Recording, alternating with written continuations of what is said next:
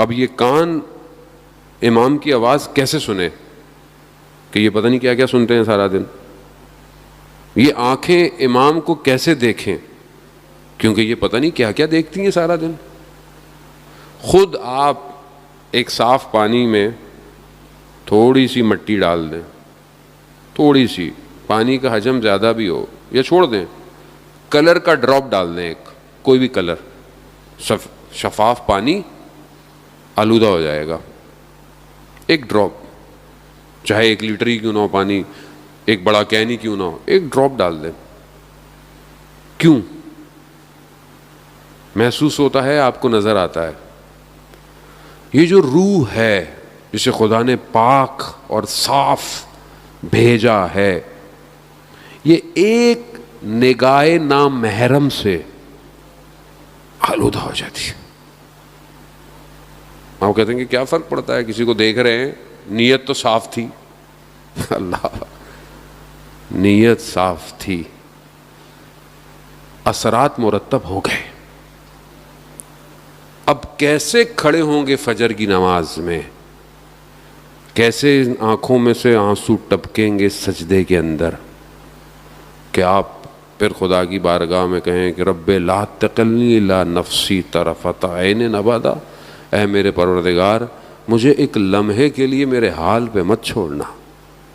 یہ رسول خدا فرما رہے ہیں رات کو خاک پہ اپنے رخسار رکھ کر, یا رسول اللہ آپ کو کیا ضرورت ہے, آپ کے لیے تو قرآن میں آیات ہیں, آپ اسوۃ و حسنہ ہیں, آپ کے لیے تو سب کچھ ہے, کائنات آپ کے لیے, آپ کیوں یہ کہہ رہے ہیں؟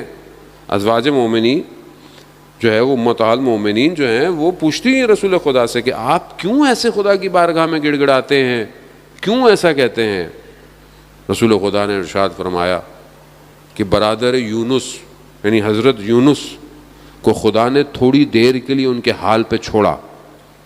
وہ بھی نبی تھے. عزیزان محترم, میں غور طلب, تھوڑا سا بعض مرائل تھوڑے سے مشکل ہیں, لیکن بہرحال ماہ محرم ہے, امام حسین علیہ السلام کی برکت کی وجہ سے ہم انہی چند دنوں میں کچھ سیکھنے کے لیے ایک دوسرے کو آتے ہیں.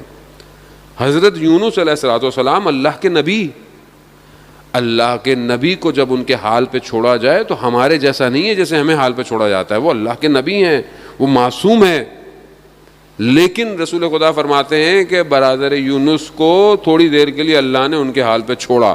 کیا ہوا؟ 3 تاریکیوں میں چلے گئے. قرآن کی آیات ہیں عزیزان محترم, رات کی تاریکی, سمندر کی تاریکی اور مچھلی کے شکم کی تاریکی. 3 تاریکیاں, ظلمات چلے گئے 6 ماہ تک. لا الہ الا انت سبحانک انی کنت من الظالمین. ذکر یونسیہ اسی وجہ سے مشہور ہے. حضرت یونس یہ ذکر کرتے رہے, پروردگار میں خود اپنے اوپر, میں نے ظلم کیا اپنے اوپر. اس کے بعد خدا نے کہا فاستجبنا لہ ونجیناہ من الغم وکذالک ننجی المؤمنین. پھر خدا نے کہا قبول کیا, نجات دینے والا وہی. عزیزان محترم, ہم اور آپ کس کیٹیگری میں؟ ہم کیا دیکھ رہے ہیں کہ ہم کوئی غلطی ہم سے ہوتی ہے, کیا ہمیں محسوس ہوتی ہے ہم نے غلطی کی؟ کوئی زبان سے غلط بات نکل جاتی ہے, کسی کو ہم خدا نخواستہ برا بول دیں, کسی کو تہمت لگا دیں, ہمیں محسوس ہوتا ہے؟ کیوں نہیں محسوس ہوتا؟ کیونکہ ہم نے اپنے آپ کو صاف نہیں رکھا ہوا. ہم نے فلٹر نہیں لگایا ہوا. کرو نا, جہاں پانی کڑوا آ رہا ہو یا کچھ ہوتا ہو تو لوگ فلٹر لگاتے ہیں نا, پانی میٹھا ہو جائے. ہم ہر چیز کو آنے دے رہے ہیں, بس آنکھوں سے بھی, زبان سے بھی, کانوں سے بھی آنے دے رہے ہیں. جو سوچ آتی ہے سوچتے رہتے ہیں. فلٹر ہی نہیں ہے. فلٹر لگائیں تاکہ چیز رکتی ہوئی آپ تک آئے. مگر کیسے لگے گا یہ فلٹر؟ کون لگائے گا فلٹر؟ کوئی نہیں لگاتا عزیزان محترم, خود خدا. حضرت فاطمہ سلام اللہ علیہ ارشاد فرماتی ہیں اللہم صلی محمد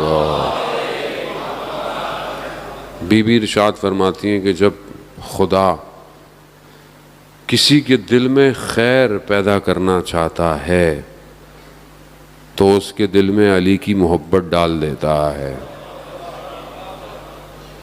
خوب یہ ولایت کا فلٹر سب سے اسٹرانگ فلٹر ہے. اب یہ فلٹر نام کا ہے, کام کا کیوں نہیں ہے؟ فلٹر کام کا ہے. اصل میں ہم نے جو ہے وہ تار کہیں اور بھی لگائی ہوئی ہے. ایک کہنے کو فلٹر سے آ رہا ہے معاملہ اندر, ایک اور بھی تار کہیں اور بھی لگی ہوئی ہے, کہیں اور بھی آ رہی ہے. کیسے ہو سکتا ہے ایک ہی ٹائم پر دل انسان کا کئی دروازے کھولتا ہو؟ ممکن نہیں ہے. اگر ولایت سے محبت ہے تو طاغوت کا انکار کرنا پڑتا ہے. ایسا ہو نہیں سکتا کہ مطلب آپ سے بھی دوستی ہے ان سے بھی دوستی نہیں ہو سکتا ایسا. ولایت اطاعت مانگتی ہے, ولایت سپرد ہونا مانگتی ہے. سپرد ہو جاؤ, اپنے آپ کو دے دو, بس دے دو, پھر تم نہیں ہو, بس وہ ہیں, پھر تب کچھ معاملہ. اب یہاں پر ولایت کو ماننا بھی ہے مگر اپنی خواہشات بھی پوری کرنی ہے, اپنے نفس کو بھی پورا کرنا ہے, اپنی آرزوؤں بھی پوری کرنی ہے. تو پھر تو نہیں پہنچ سکتے کربلا. کربلا وہی پہنچا جس نے اپنا پورا وجود حسین ابن علی کو دے دیا, وہی پہنچا. آپ کے سامنے مثالیں ہیں ساری.